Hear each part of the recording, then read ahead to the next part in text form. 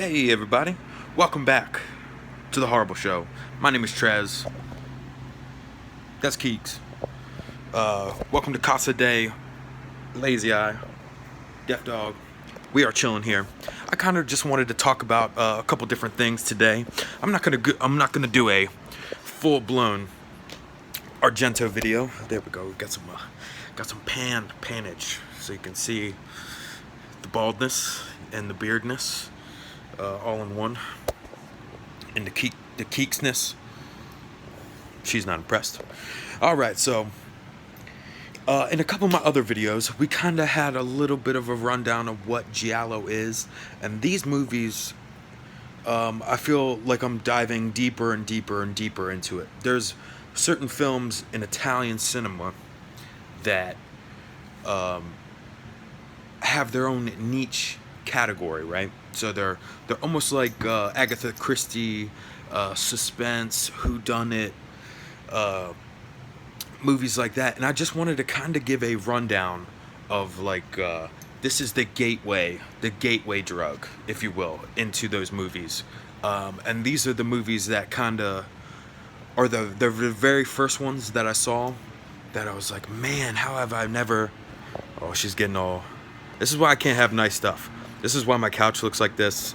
This is why everything I own looks like this, because she gets crazy. She doesn't like shadows. She thinks they're demons. She thinks they're demons. But see, what is that? Rays of light. She thinks they're demons. I'll vacuum my floor. Yeah. All right. So we're gonna be talking about gateway drugs, gateway drug movies, y'all. So I found DARIO Argento through George Romero, through Dawn of the Dead, right? So, as a kid, I was absolutely obsessed with Dawn of the Dead, like I've said in other videos, but, so I just go over, like, the cast and the production and everybody that was kind of associated with the movies. You would see that this rock band called Goblin did the soundtrack with this cat named DARIO Argento involved. So I was like, DARIO Argento? And then later, once the internet was big, you know, I'd go on the internet and people saying like, Argento for life, Argento, yeah! Stuff like that. And I was like, man, who is this dude?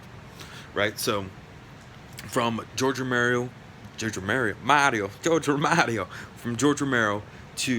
Dario Argento, I found out, I'm like, dude, this cat is churning out some movies. I was like, there's this movie called Suspiria that I'd never seen. There are these suspense movies that I've never seen. So I was at my local movie stop.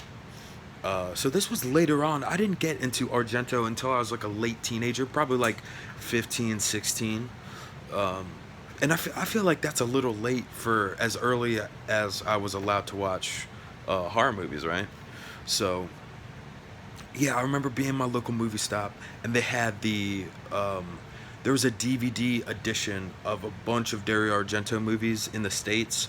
I think it was like, it was Tenebrae, Phenomena, The Card Player, What Have You Done, or Do You Like Hitchcock, and what is that last one?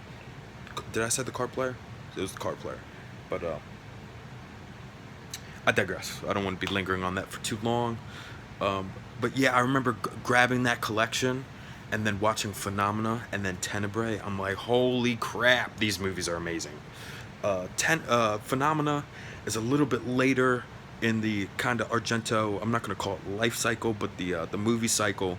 So it kind of takes the best of both worlds between having a straight up giallo and like the supernatural suspense, fantasy vibes that you get from like Suspiria and Inferno. So that is the first one I kind of want to talk about, is Tenebrae. And this is the Synapse release, and dude, this looks amazing. It looks absolutely phenomenal. And this release even has a feature-length documentary, Yellow Fever, The Rise and Fall of Giallo. So I feel like if you're gonna get a release and if you want to dive into giallo, check out this release from Synapse Films of Tenebrae. And Tenebrae, I believe, is the Italian word for darkness, which has something to do with the story now. And I don't want to dive too much into the story of these movies because there's something to be said about somebody going into a movie blind, like having absolutely no idea what's going on. I try not to watch trailers before I when it comes to classic movies because I feel like they give away a lot of stuff. So especially like if you get, let's say if you get a brand new Blu-ray and it's like, oh, it's got trailers and TV spots, like I will avoid that until after I watch the movie. But this one was Argento's. It was like his jump back into the classic Giallo vibe, because he had done Suspiria, and then he did Inferno, and then a couple years later he did this.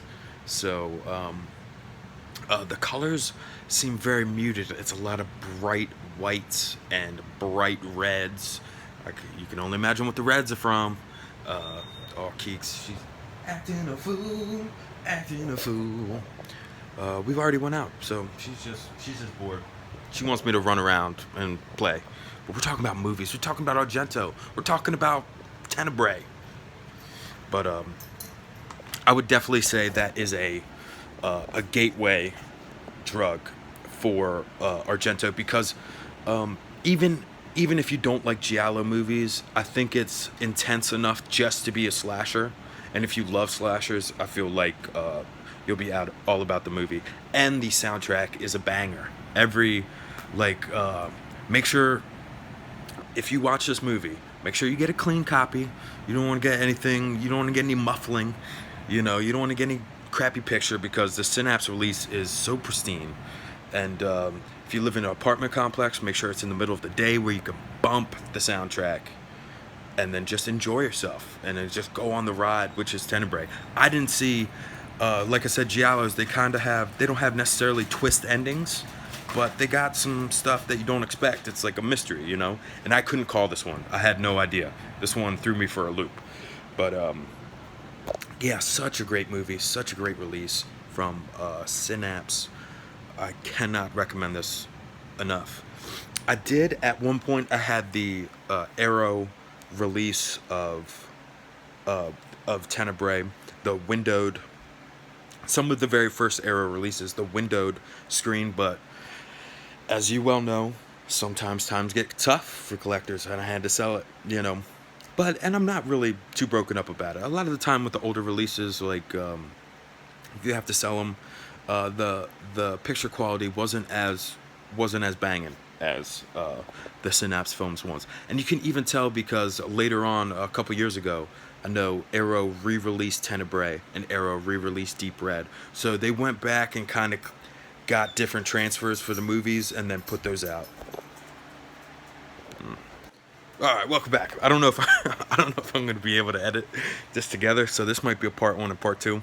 Kiki was feeling some kind of way, kind of spitting. I don't know why, but yeah, look at her. She's so look at that. The darkest eyes, the devil's eyes. Deep Red, Dario Argento's Deep Red. We just talked about Tenebrae. Probably already know because it was like 2 seconds ago. But yeah, so Deep Red. I went on, after I got the Argento collection, like a little, had a lot of his later movies on there. After I got the Argento collection from the movie stop near me, I kind of went on a crazy Amazon escapade. And I bought up a bunch of different movies from Anchor Bay. So I bought Deep Red, DVD, Demons, the Lamberto Bava, Demons 1 and 2, because I was under the impression they kind of make it seem like Dario Argento directed those movies. Like, I know it says Dario Argento presents, but I was too young to know what that means. Like, but yeah, they did that with Quentin Tarantino a lot. They would be like, Tarantino presents blah blah blah. You'd be like, oh, it's the new Tarantino movie. When I was a kid, now I think we all know better. But yeah, I got Demons 1 and 2, and I'm looking over at my movies. Suspiria, I got Suspiria. The thing just fell on Keeks, and she's freaking out. It was a little like the light shade. Oh Lord, oh Lord. You okay? You okay? You wanna say hi? Don't let her fool you. She's sleepy. Yeah. So, Suspiria and Phenomena, and those are actually and the next movie I'm going to talk about. But those are actually probably my favorite. There's one or two that actually I think I got Opera too.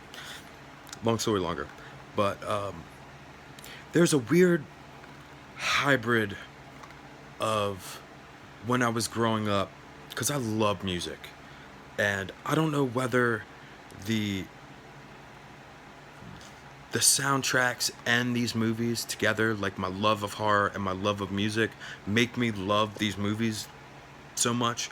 But something should be said for a movie with the banging soundtrack, and Deep Red has an amazing soundtrack. This was the first time I really saw the giallo trope. So like, even from the very first scene, like when you're going in the movie, there's a psychic doing kind of a auditorium read, like a cold read, like what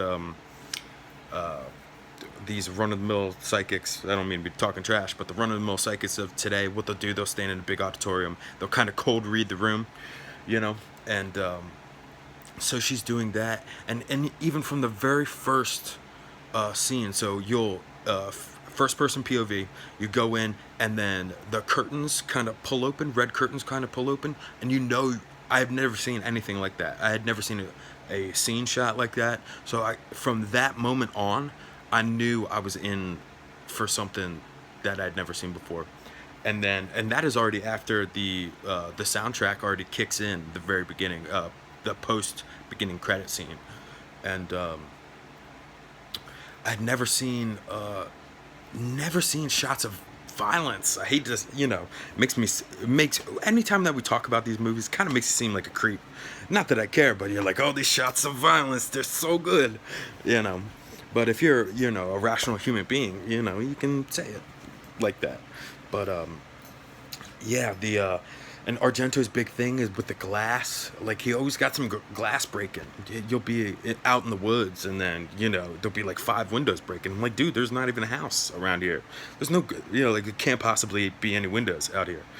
But yeah, and the dynamic between the two main characters is very good. It's kind of like they kind of reverse the social norms on it. The female who's played by Argento's wife, Daria Nicolodi, is she's more of the masculine character in the movie, and then it's David Hemmings is he's right there. David Hemmings right there. He has a more like subdued, like a more feminine role, which is, I had never seen that. I don't know if that's a more European, like the European directors weren't afraid of going into that, because he's a jazz pianist, and he just didn't have, he wasn't like the macho dudes I was used to seeing, because I saw this post like Schwarzenegger, Stallone, JCVD, to which I love, but I thought it was just a pretty crazy play on social norms, and I thought that was really interesting too. But just a fantastic movie.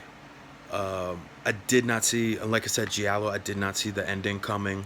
I did not see, and once the ending gets rolling, like, it almost does like kind of like a fake out, and it's got some great deaths in it. Got some amazing deaths. If you've never seen it, amazing. Very well shot, very abstract, very, very cool. And this will get you not only into a different type of music, it will get you into a different style of movie. So definitely check out Deep Red. And last but not least, for my trilogy of Argento terrors, is The Bird with the Crystal Plumage. And this movie did weird things to my brain, because I never really got. It was at a point, like I said, like 15, 16. I had never really seen more crime-esque styles of movies from the 70s. Like, I'd never seen the Dirty Harry movies before. Um, Even like, I hate to say it, like Smokey and the Bandit, stuff like that. It it it runs with the vibe and it keeps it. And then if it's something brand new, and then if you get thrown into this 70s crime noir, amazing shots of like, there'll be amazing shots of the movie where it's like the character is looking for the killer, and he'll do a close up of his face, and he'll keep on looking, and it's just it's so cool, the shots. Dario Argento does great things with shadows too. Like, he'll black out the whole frame, and then you'll see like a door open, and it's almost like, it almost looks like he copped it from a Looney Tunes episode, and he just made it work on screen, and it looks so awesome. Um, you don't realize who the killer is halfway through, and these movies don't deter you even after the first watch. Who you know, once you know who the killer is, it doesn't deter you from watching it again, because they're so stylized and they're so cool. Like there's some other movies, like if you watch a movie called The Bone Collector that came out like there was like this post 90s like mystery. They were trying to be like Giallo, they were trying to be like the movie Seven, and they didn't really hit as much. Um, Once you find like there's another movie called Taking Lives that came out a little bit later, but like once you find out who the killer is in those movies, you're kind of like done with them. But maybe those will make a resurgence, and maybe I'll look at those another day too. Maybe I'll be wrong about that. But yeah, these movies don't deter you because they're so stylized and they're so cool, and you just get obsessed with the 70s vibe, and whether it be the Italian vibes. There's a lot of like nice sunlit like areas, and maybe it's just the setting. I know most of them were shot in Italy, and it looks so nice, and so like places where you'd want to live. But especially with the bird with the crystal plumage, I remember watching that late at night one day. I was like, dude, this movie's rad, bro. It's got some slow dialogue-y type parts. Like, my sense of humor is pretty easy. Like, when it comes to certain movies, uh, even if it seems like they're trying a little hard on the jokes, like I'll buy a ticket to it. You know what I'm saying? Like, if it's not just like a blatant like stupid joke didn't land thing. Like if you're a director and a writer, and if you throw in a joke, I'll chuckle at it. You know what I'm saying? If it's well deserved, and it's got a couple well deserved little jokes in there too. But yeah, I just wanted to give a rundown of my favorite little Argento rabbit hole giallo movies, if you're not familiar with them, because that's what I'm doing right now. I know this is years and years and years in the making, but for the longest time I didn't realize that my Blu-ray player, I could get a lot of Region B titles to work on it, especially these Arrow releases. So now I'm just picking up movies that weren't really available to me before, and I'm getting them for a great price, because Arrow has more sales. They're a bigger company. So I'm picking up all these other giallo movies that I couldn't have had before. So it's a pretty exciting time. It seems like, even though the world might seem like it's ending around us, when it comes to movies, I think these are some of the best times. I'm seeing sales everywhere, you know, right when everybody's doesn't have any money too. So it's hard. It's hard. People are losing their job. People are doing, everything they can to just survive. But, sometimes life will throw us a bone, be like, oh, I had $20 in a pair of pants that I didn't even remember, from 2 years ago. Like, I'm going to buy Arrow Blu-ray. That's what I'm going to do. But I will say, I believe Arrow Video has, I feel like I'm getting paid by them, which I'm not. I'm championing their releases so much lately because they're so good and they're so affordable. That's the thing too. Horrible show is about your budget as well as your soul, as well as the movies. But Bird with the Crystal Plumage. I know this is not an era of release, but I'm really happy with this Blue Underground transfer. I think it looks really good. It doesn't have a lot of special features on it, but it has enough to keep me at bay until the there's probably going to be a 4K release of this. Blue Underground is doing some pretty cool things with their 4Ks as of lately. So, and so is Synapse. They have the 4K release of Suspiria. So you never know. There might be a Tenebrae one coming up soon. But man, Tenebrae is good. It's been a while since I've watched this too. I have so many other movies that I have to watch that I've never seen before.